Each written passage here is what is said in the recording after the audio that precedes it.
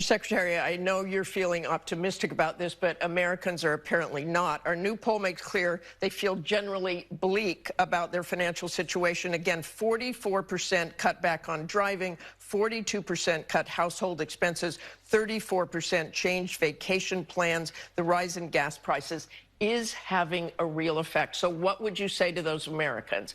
We see no end in sight yet of that war. Well, yeah, listen, that point is why the president has focused so hard on energy pricing and American energy dominance. The last administration, as you're well aware, was trying to move Americans from oil and gas to electric vehicles. Americans didn't want it, so the president has leaned into American energy dominance. And yes, we have seen an increase in pricing, but if you look at what the president has done for consumers, one big beautiful bill, he wanted to make sure that Americans got a big tax refund this tax season. Not sure if that was in your poll. I didn't get a chance to look at it before I came on, but the Americans were happy with how much they got back because he said, listen, we're not going to tax tips. We're not going to tax Social Security. But, Mr. Secretary, what I'm talking about is now. I'm talking about now. Their pocketbooks.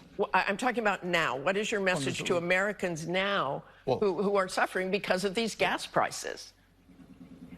Well, Martha, I am talking about right now. We just went through tax season, and I'm talking about what happened with people's refunds as they've gone through tax season. So, well, clearly yes, they're not energy feeling prices it. Energy prices have come up. You're right. And again, you have to look at the president to say, what does a leader do? What does a president do when he sees a potential nuclear Iran? He's not going to tolerate it. And we can't have that when they have long-range missiles that can deliver those nuclear weapons to many of our friends and to many of our bases.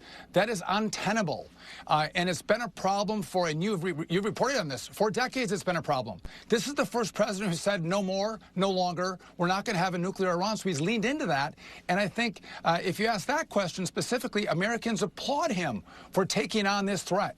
And I'm proud of our president as well. And again, we're going to get back to lower energy prices when the Strait opens up. Those prices come down and Americans travel, and I think our economy is going to be set up for something that we haven't seen before in regard to American wealth and American opportunity. And Mr.